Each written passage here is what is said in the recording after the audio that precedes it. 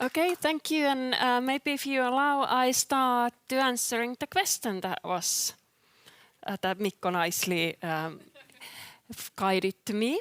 So about the public acceptance, if we look at the sort of the wider public acceptance of the energy system, I think the best place to look is the annual questionnaire of the Energy Finland, Finnish energies. Energiateollisuus in Finnish. So in those you always see that solar PV has got the acceptance figures of North Korea, like 92% of people say that we need more solar PV. Wind power has been the second most wanted electricity production method for the whole time. The acceptance varies. Sometimes it goes up a little bit, sometimes it goes down a little bit. And I know that the questionnaire will be again published next week, so we'll see what the figures are. But my guess is that the most wanted ones are solar PV and wind power. Having said that, each and every project, when they are planned in a local region, somewhere locally, there's always a discussion. There's always a debate, which is, I think it's part of the democracy, to be honest. We are not a China. We have the possibility to express our opinions, and I think it's natural that those people that, especially in the areas where there's no wind power, we have a lot of those areas in the eastern part of Finland, in the southern part of Finland, where there's the first projects under planning right now. I think it's really natural that people are afraid, people are concerned, they don't know what the impacts will be, and there's always the debate. And Mikko mentioned in his presentation the property taxation system of Finland. I think that that's extremely important tool to encourage the local politicians to go through the really difficult discussions that are always involved in the local projects. If there would not be the sort of the financial benefit for the municipality, it would be really easy to say that, well, yeah, there's so much opposition that we are not trying to find the compromises how we could fit in the local opinions and the renewable energy production method in this municipality. So yes, wider public acceptance, really strong, locally always debate, and I think what we need is more communication, more real communication, not just from one like information sharing, but real communication and looking for compromises. But then to my topic. So I'm also in the panel discussion, so if I now use too much time to answer to Mikko's questions, or you can ask me questions then. We were actually discussing last week with Mikko that maybe we should have just switched the topics, because Mikko could have also given this presentation and I could have given the previous one, but we were behaving and keeping our own topics. Okay, so our association used to be Finnish Wind Power Association before. About 1.5 years ago, we expanded our operations to large-scale solar PV and to battery energy storage systems. So that's why also the new name, Renewables Finland, Suomen uusiutuvat.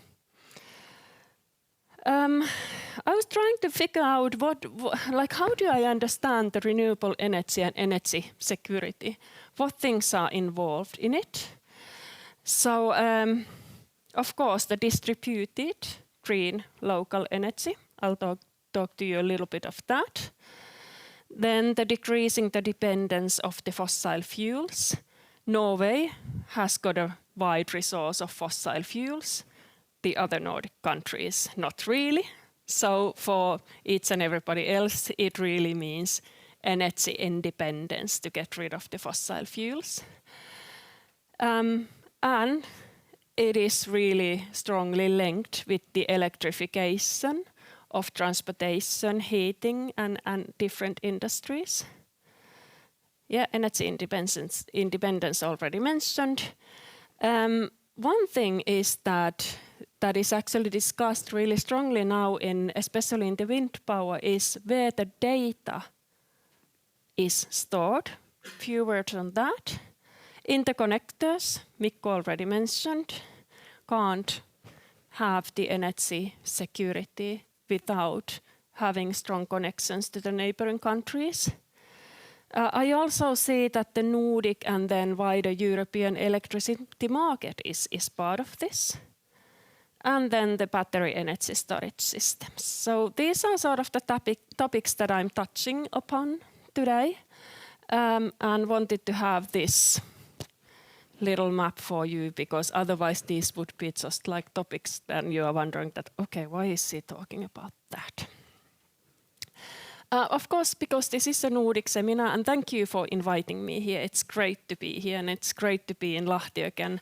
Last summer I was here in the sort of a metal fishing competition just outside of this hall. That was fun too, but this is nice. So I wanted to look a little bit wider into the Nordic system. What we've seen in the Nordics is mainly a really strong increase of wind power capacity over the past 16 years. It has nothing to do with me starting to work in the Finnish Wind Power Association in 2009. It's just that I've collected the data ever since. So that's why this is when this chart starts. Sweden is going ahead of everybody else, but it was Denmark who really started the whole development. They are really early movers on wind power. We were quite a long time going hand in hand with the Norwegians, but now we are having sort of the second position when we look at the installed capacity. And as you saw in Mikko's slide, in Finland, the increase of wind power capacity is the one that has really influenced on our electricity self-sufficiency.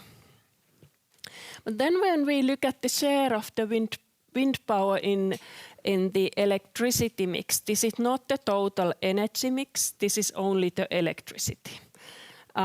All of us living in the Nordics understand the difference between energy and electricity, but the southern you go in Europe, they don't use that much of heating, and that's why they don't really sometimes see the difference. So this is just the electricity mix.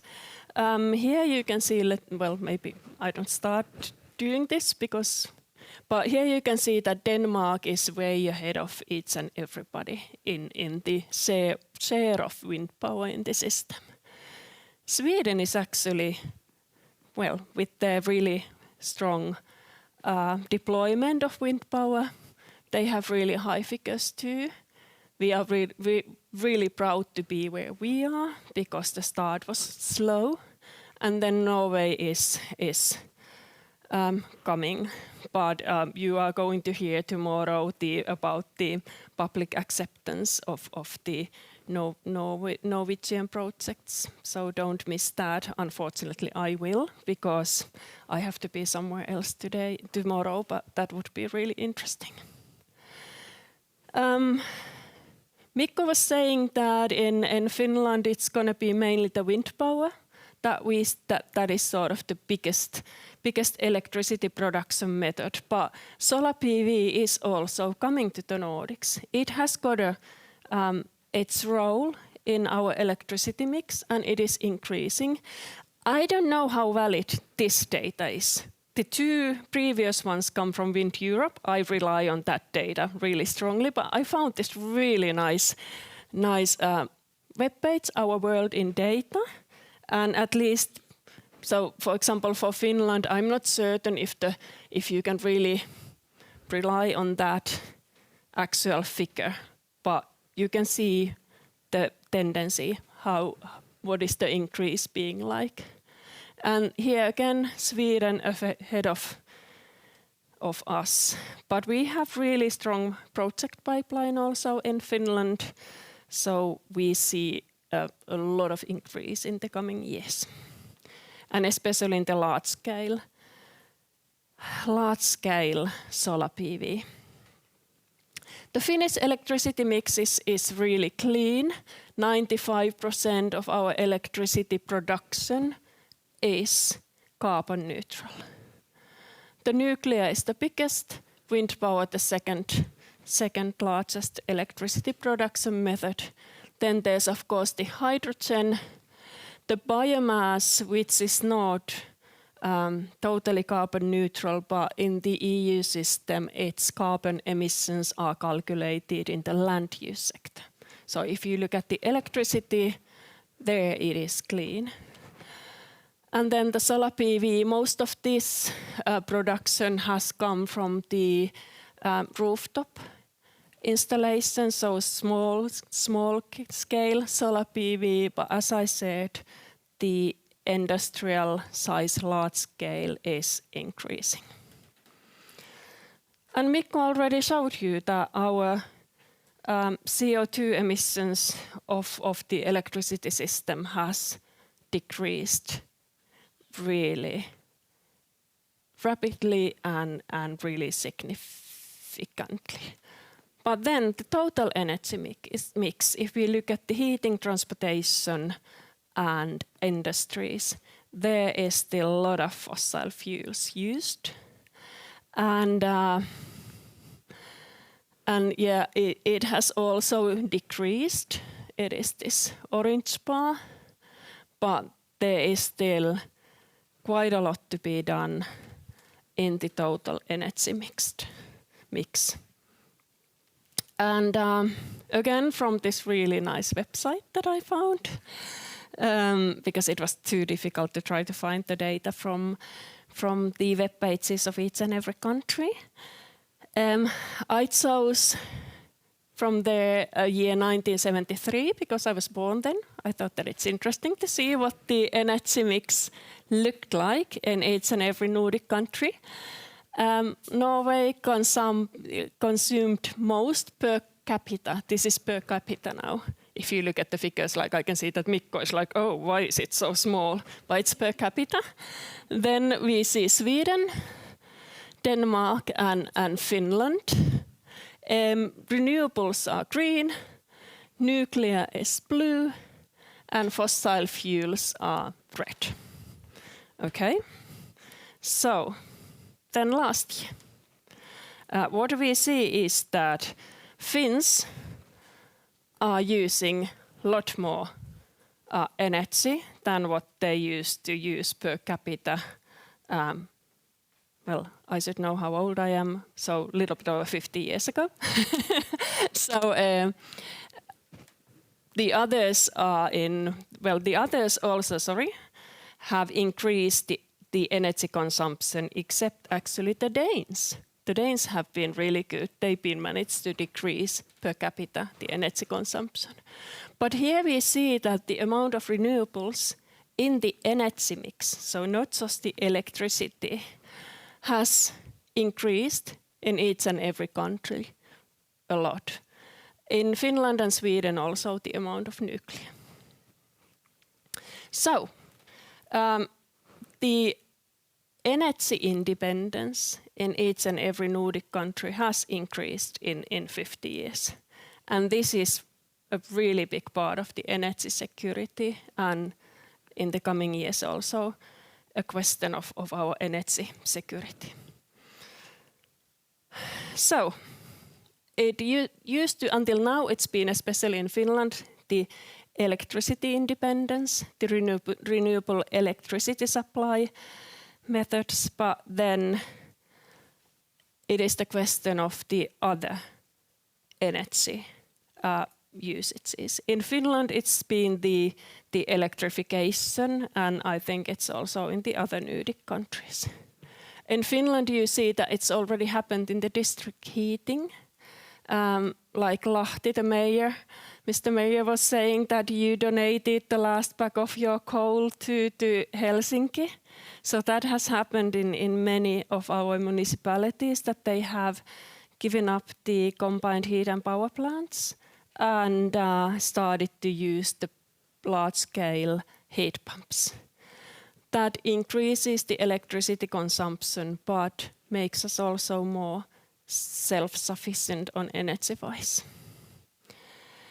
Data centers as such are not sort of part of the green transition, but what I see in data centers is that they at the moment keep the green transition on move. Like Mikko said, that from these grid connection requests, quite a big share of them are at the moment data centers. And we need to have this construction going so that our supply chains are able to survive. So it is estimated that in Finland there's going to be quite a few of data centers. Then one big question is the hydrogen production. I know that most of the European countries are looking into really detail into hydrogen production. This is from the hydrogen cluster of Finland, updated in September. There are all of the planned hydrogen projects of Finland on that day. There are quite a few of them. It is the question that when will they be invested? Which one of them get the permits? Like Mikko said, they are still on the planning and permitting phase, but we see that this is coming at one day.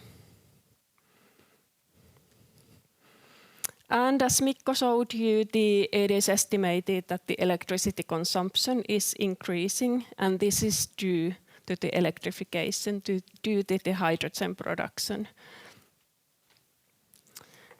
And it will be mainly covered with wind power in Finland, onshore wind to the beginning of the 30s, and then also offshore wind, and then solar power.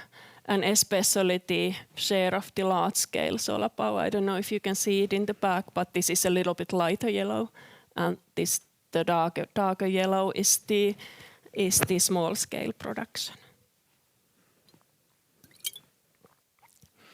And as I said in the beginning, one big question in the energy security is how the system can be balanced. There's quite a few projects with battery energy storage systems involved in them. Mikko was talking about those standalone battery energy storage systems, that there is a big difference to TSO, where they are located on the grid capacity wise.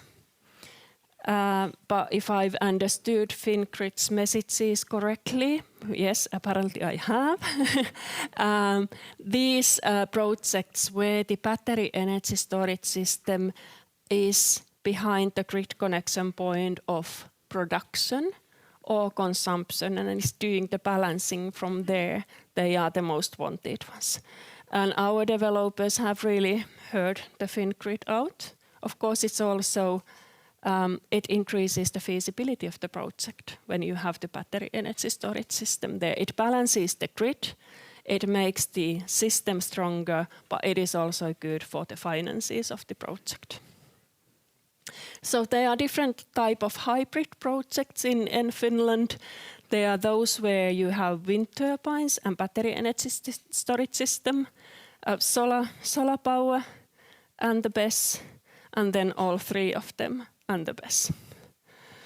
And of course also those projects that have only wind and solar, but not the BESS involved. I was going to say something else, but can't remember it. Luckily I'm in the panel discussion, so I can get back to that. Yeah.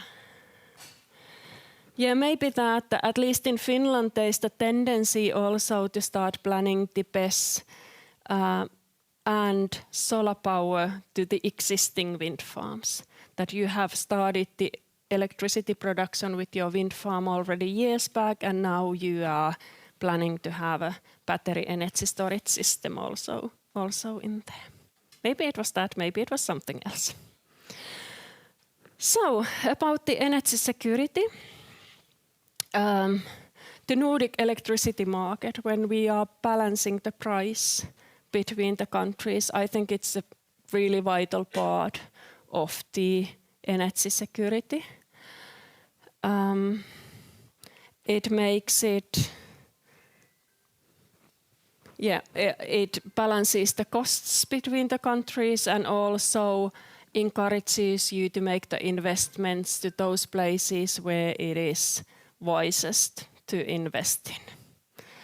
More interconnectors that Mikko also showed in his presentation are really important in balancing the system, in making it certain that there's electricity available in each and every country all the time. There is now the consultation of the triangle discussions in the EU on the CEF program.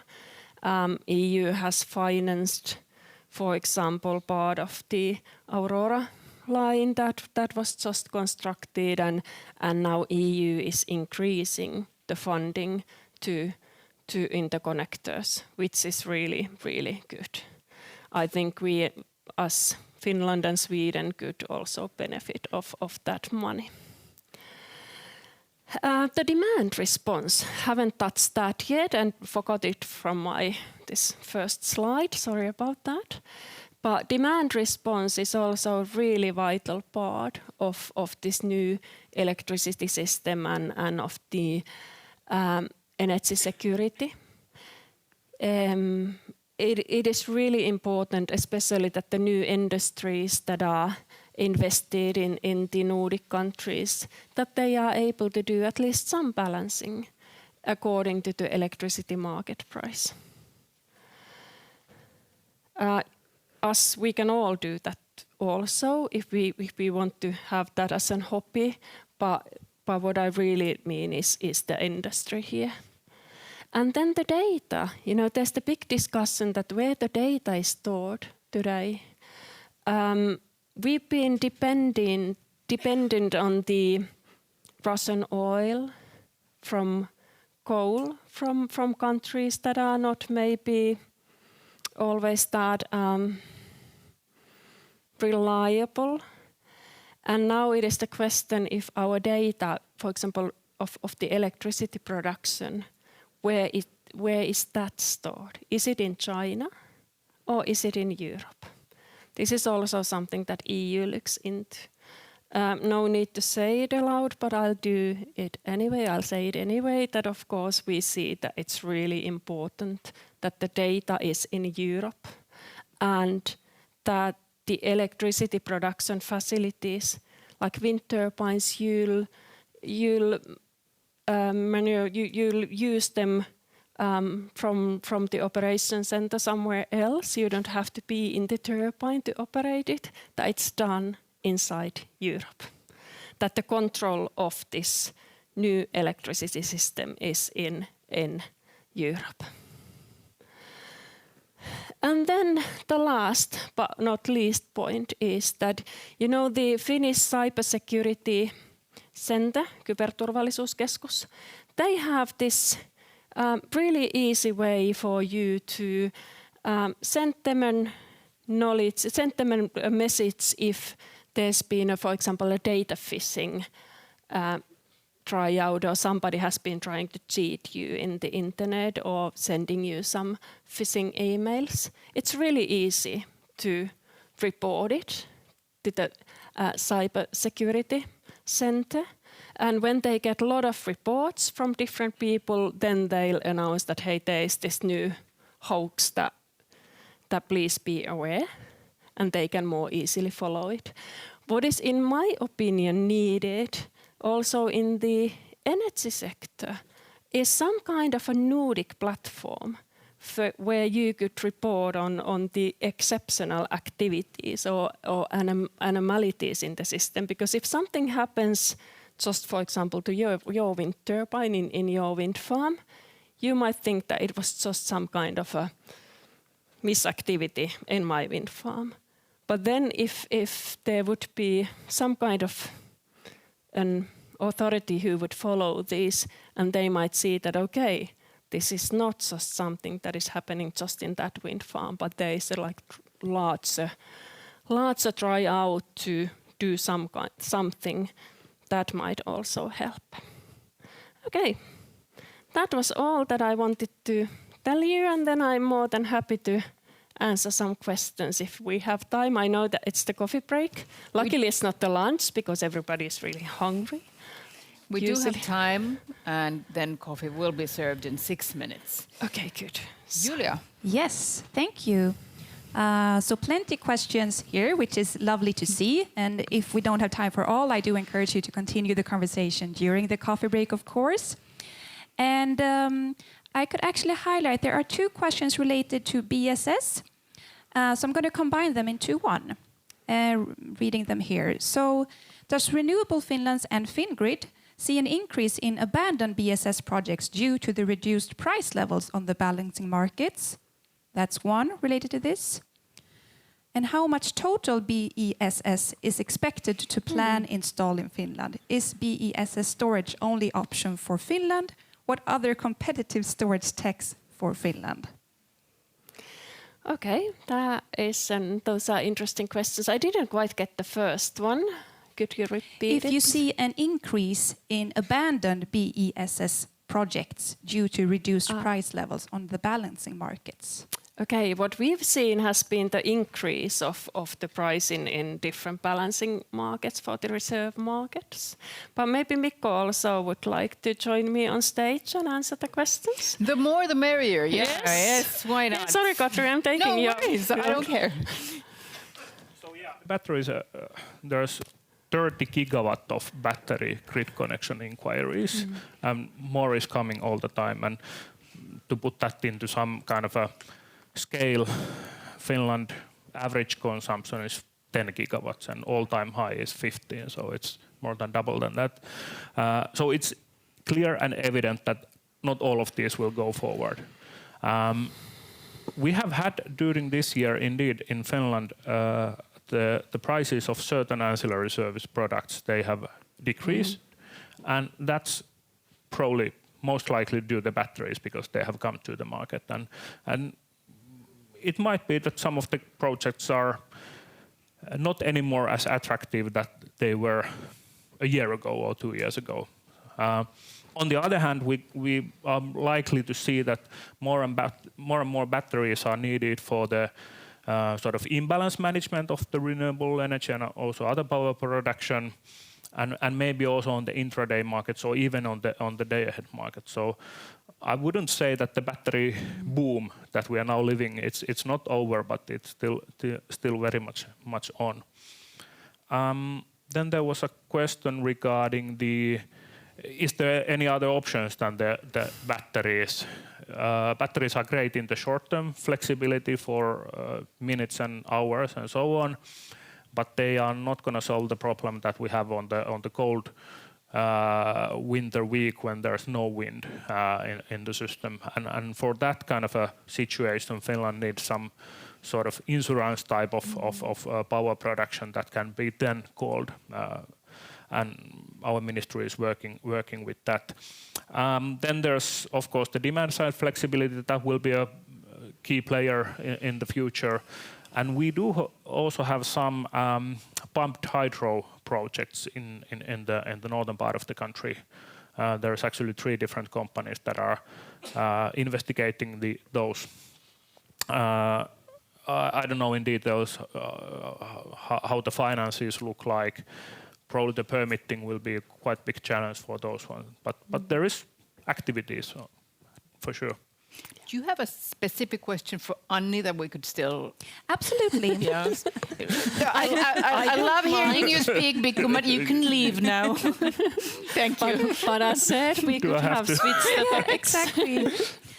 So there were two ones concerning nuclear. I'm going to actually the first one, and this came a bit earlier in your presentation, so perhaps you touched upon it, but I would like to give you a chance to expand. How does Finland balance renewables versus nuclear, both being clean in terms of emissions? Are they viewed as complementary? That is an extremely good question. There's a strong political support for nuclear power in Finland, especially in the current government. If we look at the public acceptance figures, please look up the one that will be published next week. You can see most likely that the public acceptance of nuclear is not as high as of that of renewable energies. There are still doubts, or people have doubts on that. In Finland, it is quite often seen that these like renewables and nuclear are not against each other, that they are different types of electricity production methods, and they are both, or all of them are studied, and they fit into the market if there's enough demand. Of course, what we see, or what I say as a representative of renewables, is that our projects are cheaper and faster to construct. So the electricity, you get it a lot faster from renewable projects, and also a lot cheaper. But still, they are not against each other. So we see that there is an acceptance and support for both. Thank you so much. Thank you, Julia. I'm just taking the chance to offer people to have a coffee break. Yeah, which is really good. Yeah, and obviously you can ask questions from Anni during the coffee break. Absolutely. And after the coffee break, we actually have two speakers from Norway. You were especially interested in Norway, weren't you? I was. Yes. So see you in 30 minutes. Thank you. Thank you.